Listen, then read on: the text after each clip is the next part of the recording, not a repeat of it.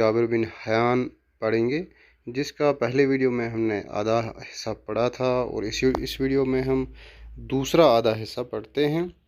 आप सबसे उम्मीद है कि आप अपनी किताबें निकाल कर जो है हमारे साथ पढ़ें, ताकि पढ़ने की जो प्रोसेस है वो कंप्लीट हो। तो पहली लेसन में जैसे आपको पता है, पहले वीडियो में हमने यहाँ तक पढ़ चुके थे, कुछ यहाँ तक। तो अभी जो है इससे आगे हम पढ़ने की कोशिश करेंगे। हमने देखा कि किस तरह से जाबिर एक मामूली से ख़ानदान से में पैदा हुआ और बाद में जो है इसने अपने इसे अपनी जो है इसे शोहरत हासिल की और इसे बगदाद जो है खलीफा ने उसने वहाँ उसकी दावत दी और वहाँ इनाम अकराम से नवाजा। और अब जो है इसे आगे पढ़ते हैं। जाबिर से पहले दुनिया इल्म कीमिया यानी केमिस्ट्री में तजुर्बात की अहमियत से नावाकिफ़ थी। इसने कीमियाई तजुर्बात इन तजुर्बात के असूल और कायदे मरतब किए। ये असूल और कवायद अब भी इस्तेमाल होते हैं। यानी इसमें अगर उससे पहले हमें ये देखना क्या है कि उससे पहले अगर जो है ये तजुर्बे हुआ करते थे, लेकिन उनके असूल और कवायद मरतब करने में जाबिर बिन हयान का अहम रोल है। यानी जो अब इतने अहम असूल और कायदे इसने मरतब किए थे कि जो अब तक भी इस्तेमाल होते हैं। ये जाबिर ही था जिसने सबसे पहले हमें बताया कि ठोस चीज़ों को बुखारात में कैसे तब्दील किया जा सकता है। उसने ठोस चीज़ों से हल्की लतीफ़ चीज़ें हासिल करके इन्हें दवाओं में मिलाया। इसी तरह उसने दवाओं को महफूज रखने का तरीका भी ईजाद किया। ये वही तरीका है जिसे आजकल सब्लिमेशन के नाम से जानते हैं। जाबिर यही नहीं रुका, उसने ऑक्सीडेशन का तरीका भी ईजाद किया। लोहे पर तजुर्बात किए, हमें बताया कि लोहे को किस तरह साफ़ करके फौलाद में तब्दील किया जा सकता है। जाबिर ने हमें दिखाया कि लोहे को कैसे जंग से बचाया जा सकता है।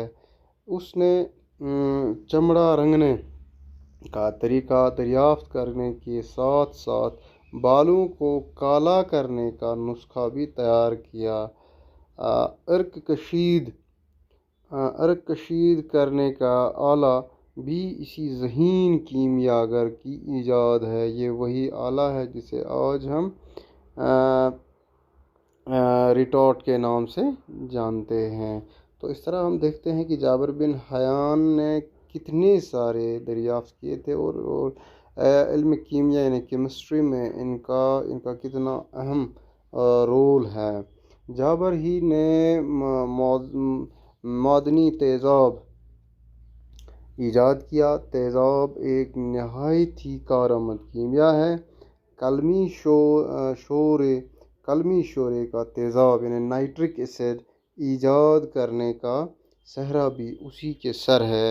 नाइट्रिक एसिड बनाते वक़्त उसके काफ़ी बर्तन ज़ाया हुए। जब वो जिस बर्तन में भी ये तेज़ाब रखता था उसमें सुराख हो जाता।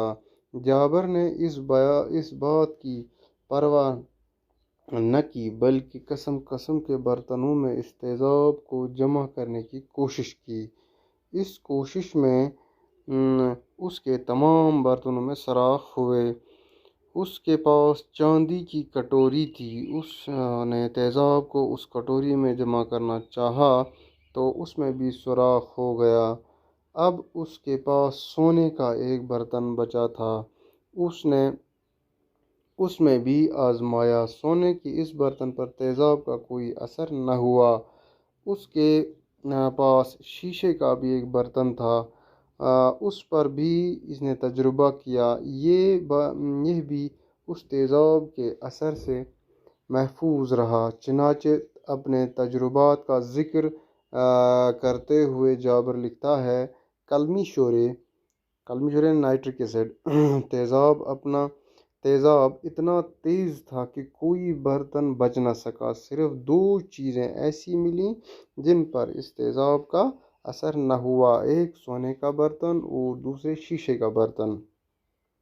اس عظیم سائنسدان نے کئی قسم کے تیزاب ایجاد کیے، اس نے سونا پگھلانے والا تیزاب بھی ایجاد کیا۔ مختلف قسم کے تیزاب تیار کرتے کرتے اس کی آنکھیں خراب ہو گئیں، جس طرح کے تیزاب بناتے اس کی انگلیاں تک جل گئی، لیکن اس نے تحقیق کا کام نہیں چھوڑا۔ جابر بن حیان دنیا کا پہلا سائنسدان ہے جس نے علم کیمیا یعنی کیمسٹری میں تجربات کو اہمیت دی۔ اس نے تمام زندگی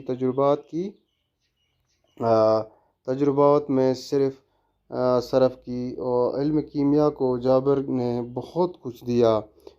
کوفہ کے اس عظیم سائنسدان کو علم کیمیا کا بابا آدم، فادر آف کیمسٹری، تسلیم کیا جاتا ہے۔ آپ نے دیکھا کہ کس طرح کی اہم معلومات ہمیں اس لیسن سے ملی۔